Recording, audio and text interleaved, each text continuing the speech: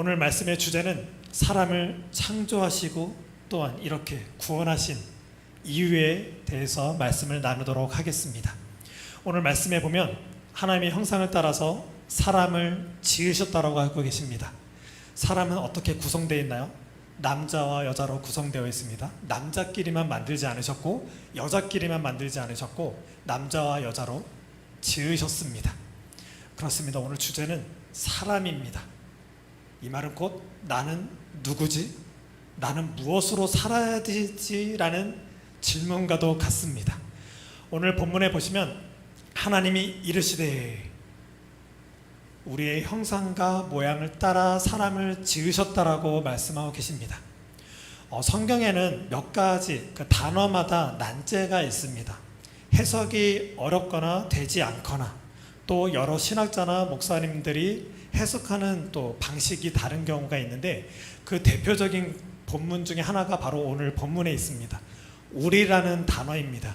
이 우리라는 단어의 해석을 따라서 어떤 이단들도 생겨나기도 합니다. 그래서 이 우리라는 해석을 어떻게 보느냐에 따라서 이 창세기가 굉장히 많이 달라지기도 하는데요. 아무튼 우리의 형상을 따라 모양으로 우리 사람을 지으셨다라고 하는데 이 우리라는 그 해석은 많은 해석이 있지만 대표적으로 첫 번째가 삼위일체죠. 많은 신학자들 특히 많은 교회가 삼위일체로 이렇게 가르치고 있습니다. 이 말은 곧 완전성에 있다라는 거예요. 성부, 성자, 성령 하나님께서 사람을 지으셨을 때 완전하고 완벽하게 완성도 있게 지으셨다라는 것입니다. 그래서 이 세상 모든 만물을 지으시고 완성하신 그날 하나님께서는 안식을 취하시게 되시죠. 그리고 우리라는 또 해석에 최고, 최상의 개념이 있습니다. 세상에는 수많은 종교들이 있습니다. 불교, 천주교, 이슬람교, 많은 토착신앙들 굉장히 많은데 그런 종교들을 비교해 봤더니 기독교가 좀 더 합리적이고 괜찮은 것 같아, 좀 더 세련된 것 같아, 난 그래서 기독교인 돼야지, 이런 게 아니라는 것입니다. 기독교는 비교 종교가 아니에요. 최고, 최상의 개념, 이 말은 곧 거룩성에 관련된 말씀입니다. 예수께서 제자들에게 기도를 가르칠 때도 하늘에 계신 우리 아버지여, 이 땅의 차원에 머물러 있는, 이 땅 차원에 있는 어떤 우상들에 향하고 있는 그런 종교가 아니라 하늘 차원, 우리가 바라보고 있는 저 파란 하늘이 아니라 정말 이 세상에 어떤 누구도 넘볼 수 없는 이 세상의 어떤 차원을 넘어선 하나님께만 있는 그 세계에 있는 그 예수 그리스도에서 기도를 가르치면서 거룩을 받아 주시옵소서라고 기도를 하고 있습니다. 그리고 세 번째, 한 분이시라는 거예요. 여러분들을 낳으신 엄마는 몇 명이시죠? 한 명이시죠. 유일성에 관한 이야기입니다. 그래서 우리의 형상과 모양으로 지으셨다는 때 이 대표적으로 이 세 가지 해석이 가장 맞습니다. 완전하신 하나님. 여러분들 이 세상 살 때 우리는 세상과 비교해서 내 자신이 완전하지 않을 때가 많습니다. 그렇게 느껴질 때가 많습니다. 예수를 믿었다라는 건 안심하십시오. 우리는 하나님 앞에서 완전한 존재라는 것을 우리가 하나님의 시선으로 바라봐야 합니다.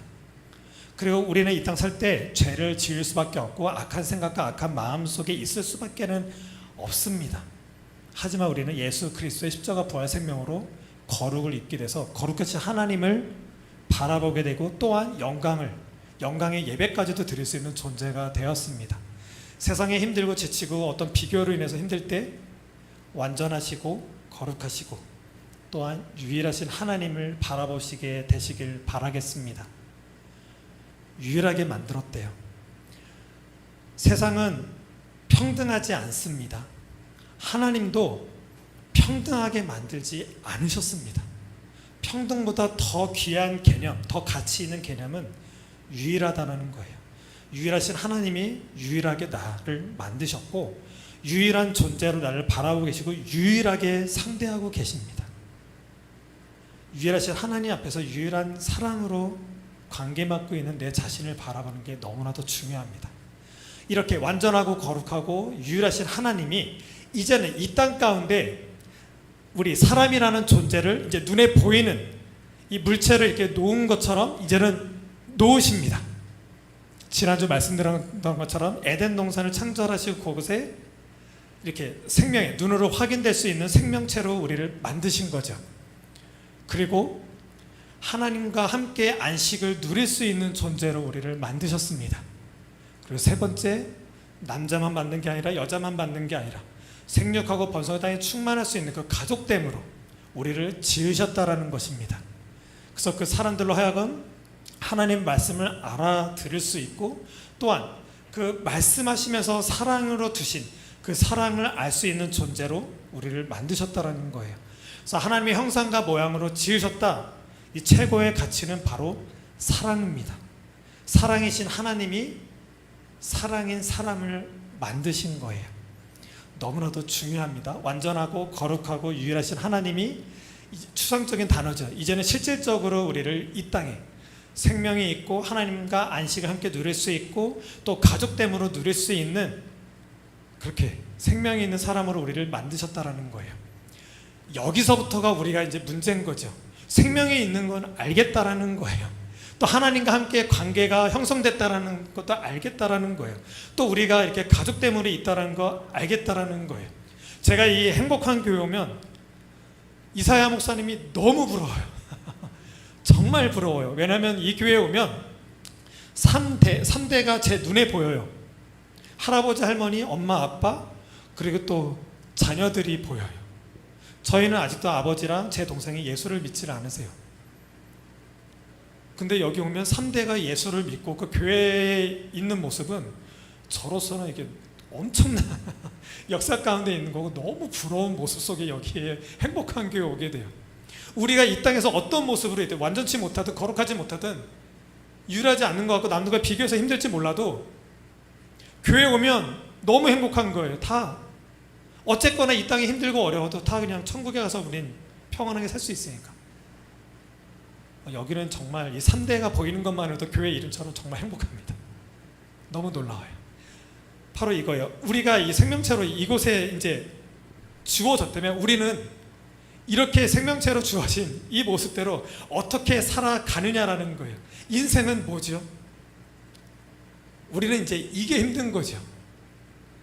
이렇게 만들어진 하나님의 목적은 뭐냐라는 거예요. 이 말씀을 다시 풀도록 하겠습니다. 2장 7절에 보면 땅의 흙으로 모세가 창세기를 지었을 때 굉장한 신앙 고백 가운데 있는 거예요. 히브리어로는 이 흙이 뭔지 티끌입니다. 모세는 이 창세기를 기록하면서 흙으로 지었다. 우리는 먼지에 불과한 존재들이에요. 엄청난 아무것도 아닌 존재로 이렇게 고백하고 있습니다. 그런 존재를 우리를 흙으로 빚어서 코에 생기를 넣어서 생명이 된지라. 지난주에도 말씀드렸지만 생명이 된지라는 생명이라는 단어입니다. 그리고 여호와 하나님의 에덴 동산에 두어. 우리는 두어라고 한글로 번역이 되어 있지만 이 두어는 안식하다는 뜻이에요. 에덴 동산을 창설하시고 그 8절에 두어, 실제적으로 이 기타처럼 두었다라는 뜻의 두어라는 글자고요. 또 에덴 동산에 나오고 15절에서 에덴 동산에 두어, 이것을 실제로 두었다라는 게 아니라 안식하다, 쉬다라는 뜻입니다. 그래서 하나님께서 창설하신 그곳에 우리로 하나님과 함께 안식할 수 있는 존재로 두었다라는 거예요. 우리를 경작하다, 무슨 뜻일까요? 우리는 이곳에서 하나님이 모든 것을 완벽하게 지으셨기 때문에 거기서 무엇인가 일하고 힘들게 노력하는 차원이 아니에요. 그렇게 이해하시면 되고요. 또 아담과 하와 가족 공동체를 두었다라는 것입니다. 이렇게 우리를 만들었고 이런 자들에게 어떻게 살아야 되느냐. 창세기 1장은 창세의 원형입니다. 그리고 2장 4절부터는 톨레도트라고 해가지고 내력이니 족보니 계보니 해서 창세기는 10가지 톨레도트로 이루어져 있습니다. 그 중에 첫 번째 톨레도트가 이 땅의 내력이니라고 소개하고 있어요. 창세기는 빛이 있으라 궁창이 있으라 순서대로 되어 있지만 2장에서는 5절에 보시면 여호와 하나님이 땅에 비를 내리지 아니하셨고 땅을 갈 사람도 없으므로 들에는 초목이 아직 없고 밭에는 채소가 아직 나지 않았다라고 기록하고 있습니다. 무슨 말이냐면 창세기 1장에서는 순서도 나와 있지만 2장에서는 그 수많은 천지창조가 만들지 않은 이유는 그 천지창조를 갈 사람이 없기 때문에 짓지 않았다라는 거예요. 또 천지창조를 하신 이유는 그 천지창조를 갈 그 사람을 예비해 두었기 때문에 천지창조를 하셨다라는 것입니다. 근데 중요한 것은 이 갈이라는 단어예요. 우리는 한 글자로 이렇게 번역을 해놨지만 갈, 아바드, 이것은 섬기다, 예배하다, 순종하다라는 뜻입니다. 그리고 에덴에서 창설하시고 경작하며, 이 말도 저 갈 한 글자랑 똑같은 단어예요. 아바드, 예배하다라는 뜻입니다. 이 땅에 생명이 있는 존재로 하나님과 함께 안식을 누릴 수 있는 존재로 가족됨으로 이 땅에 만들어 놨을 때 우리를 왜 그렇게 만드셨냐? 우리의 삶은 목적이 무엇이냐? 우리는 무엇으로 사느냐라고 했을 때 바로 예배라는 거예요. 우리를 이미 제사장적인 존재로 만드셔서 하나님께서는 우리로 하나님과 함께 예배할 수 있는 존재로 지으셨다라는 것입니다. 우리는 곧 하나님의 목적, 예배하는 존재로 우리를 만드셨다라는 거예요. 그래서 우리가 참으로 하나님의 계획 가운데 참 예배자로 섰을 때 하나님이 이렇게 말씀하십니다. 보시기에 심히 좋았더라. 그냥 만들고 나서 아 좋았네 이런 뜻이 아니고요. 우리가 지금 이렇게 시원하게 하는 에어컨, 선풍기처럼 선풍기를 만들어 놨는데 선풍기가 작동을 안 해요. 우리가 좋아할 수 있을까요? 그렇지 않은 거죠. 선풍기는 선풍기대로 목적대로 만들어서 그 목적대로 바람을 일으켜서 우리에게 시원하게 했듯이 하나님도 우리를 예배자로 세우셨고, 우리가 참으로 하나님께 참된 예배를 드렸을 때 보시기에 심히 좋았더라 라고 말씀하시는 거예요. 우리의 만들어진 목적, 창조하신 목적은 바로 예배라는 것입니다. 하지만 사람이 죄를 짓게 됐죠. 예배에서 떠나게 됐습니다. 하나님께서는 선악과를 만들고 먹지 말라라고 하셨죠. 지난주에 말씀드린 것처럼 하나님께서 먹지 마 하면 우리는 먹지 마는 거예요. 먹지 말아야 되는 거예요. 창세기 1장에 빛이 있으라 있는 거예요. 궁창에 있으라 그냥 그렇게 되는 거예요. 하나님의 계획 속에 지어진 것들은 다 그냥 그렇게 있고 그렇게 되면 되는 거예요. 다시 말해서 이 땅의 모든 피조물들은 다 로봇이에요. 하나님께서 그냥 그렇게 바다고 하늘이고 산과 모든 강이나 모든 나무들은 있어라 하면 있으면 되는 거예요. 사람도 마찬가지로 먹지 마 하면 먹지 말면 되는 거예요. 근데 먹는 날에는 우리 사람은 하나님의 말씀에 대해서 거부하고 거절할 수 있는 존재까지도 만들었다라는 거예요. 곧 우리 사람을 저 다른 피조물처럼 로봇으로 만들지 않았다라는 거예요. 하나님은 사랑이신데 사랑을 만들어서 내가 너희를 정말 사랑하고 있는데 너도 너의 의지로 나를 사랑해 주길 바래. 그 근거로 선악과를 두신 거예요. 선악과는 그저 먹지 마, 먹으면 너 죽을 거야, 어떤 혼내기 위해서, 책망하기 위해서, 징계를 내리기 위해서, 심판하시기 위해서 만든 것이 아니라 너랑 나랑은 진짜 사랑으로 맺어져 있는 존재야. 그래서 선악과를 두셔서 선악과를 먹지 말라고 하셨지만 먹는 날에는 이러면서 거절하고 거부할 수 있는 존재까지도 우리를 만들었다는 것입니다. 이렇게 하나님의 말씀에 대해서, 그 사랑에 대해서 실패한, 죄를 짓게 된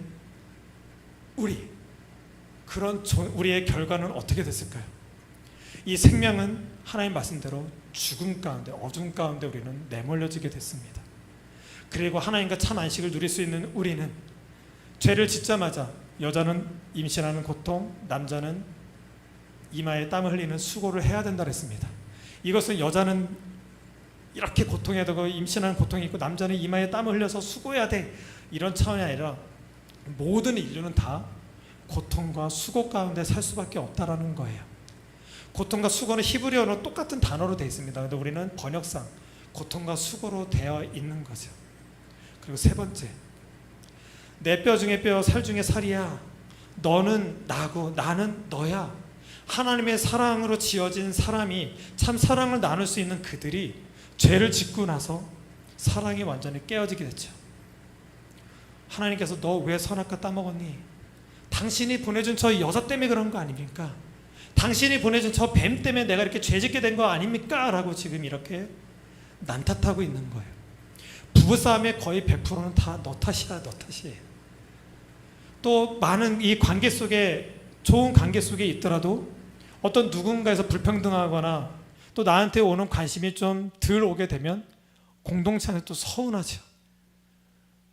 또 전쟁이 있고 많은 역사 가운데서 하나님의 사랑의 관계는 다 무너졌습니다. 이런 관계를 모세는 창세기 1장 2절에서 땅이 혼돈하고 흑암 가운데 있다, 공허하다라고 이렇게 표현하고 있습니다.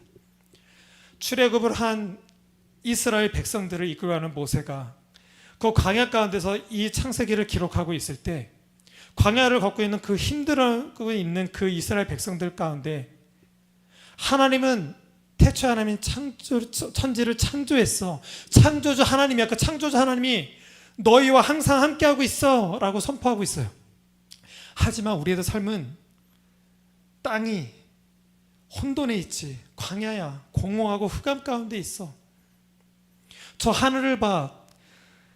빛이 있으라 낮과 밤이 있었고 궁창이 있고 우리가 비록 이 광야 가운데 있고 힘들게 살고 있지만 우리 눈에 보이고 있는 모든 만물들 다 하나님이 지으신 거야. 그 하나님이 우리를 지으셨고 그 하나님이 우리를 만나주시고 우리를 구원하고 계셔.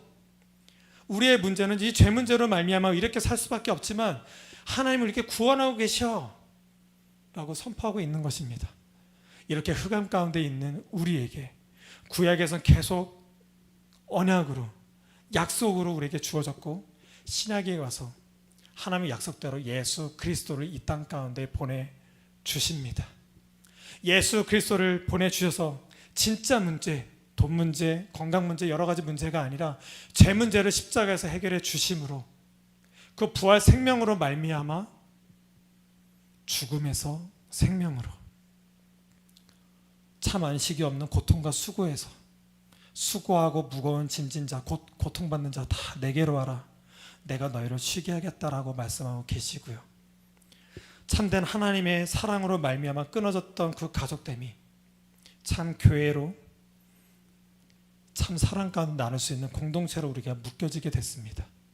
우리는 전적으로 타락할 수밖에 없지만 오직 그리스도로, 오직 은혜로, 오직 믿음으로만 우리는 이렇게 구원을 받을 수 있게 된 것입니다.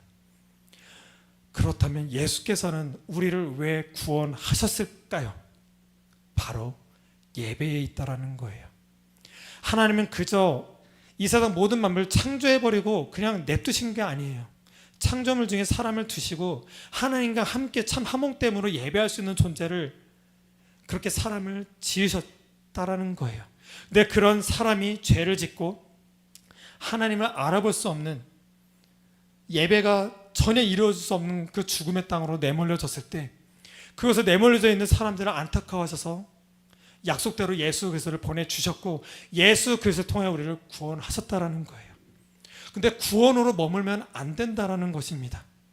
구원이 최종 목적이 되면 안 되는 거예요. 하나님 입장에서는 우리를 구원하셨으면 하나님 입장에서 구원하신 목적이 있을 거 아니에요. 그것이 바로 예배라는 거예요. 우리가 교회를 다닐 때 예수 믿으면 구원받는데요, 이걸로 끝나면 안 된다라는 거예요. 수많은 사람들이 교회를 다니다가 구원을 받는다는 거 알아요. 근데 다 떠나가요. 왜 떠날까요? 지난주는 뭐에 대해서 말씀드렸죠? 복음에 대해서 할 때 하나님은 살아계시면서 살려내시는 분이시기에 우리의 구원이 가능하다라고 말씀드렸죠.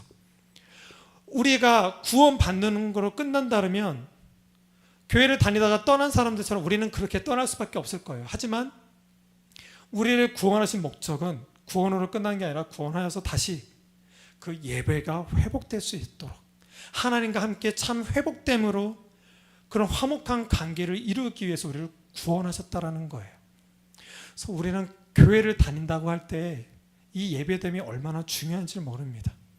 그래서 예수께서는 제자를 삼으시고 제자 공동체를 통해서 마지막 만찬 성찬을 하실 때 보실까요? 이래서 내가 고난을 받기 전에 너희와 함께 십자가를 지기 전에 너희와 함께 유월절 먹기를 원하고 원하였느라.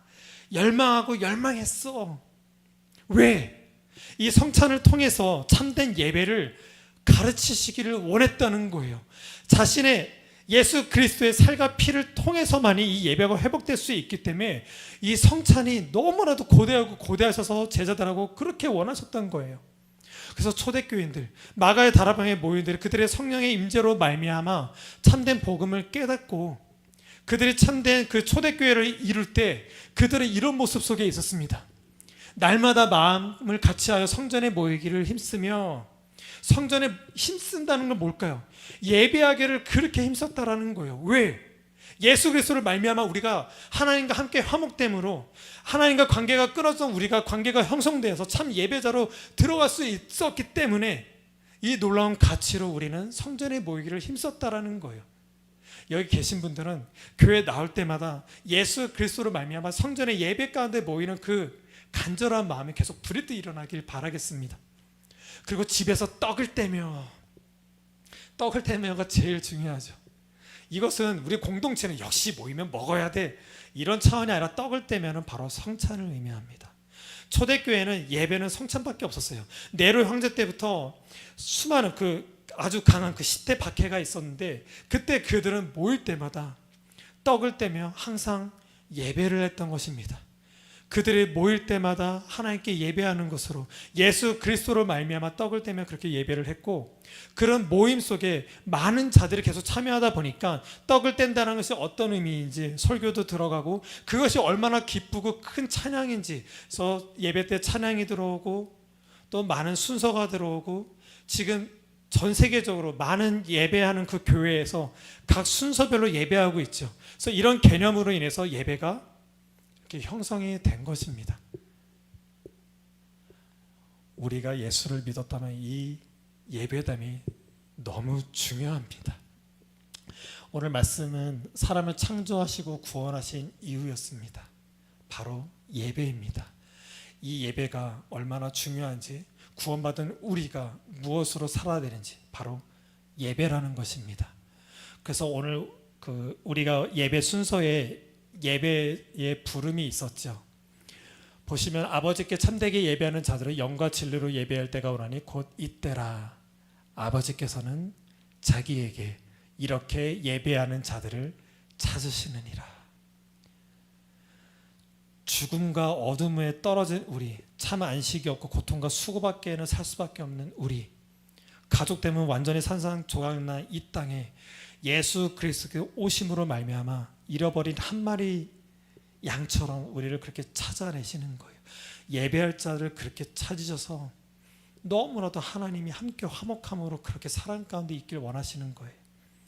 예수 그리스도가 이 땅에 오셔서 십자가 못 박혀 죽으신 이유는 아무리 생각해도 사랑밖에는 없어요. 그 사랑의 회복으로 말미암아 사랑의 화답함으로 정말 참 예배자로 섰을 때 하나님은 창세기에서 우리를 만드시고 하신 말씀, 보시기에 심히 좋았더라 라고 여기실 것입니다. 지금 우리에 있는 예배를 하나님 보시기에 참으로 기뻐하시는 예배가 되기를 참으로 소망합니다. 그 소망 가운데 계속 예배로 나아가시고 예배를 사모하시는 여러분이 되시길 예수님의 이름으로 축복합니다. 기도하시겠습니다.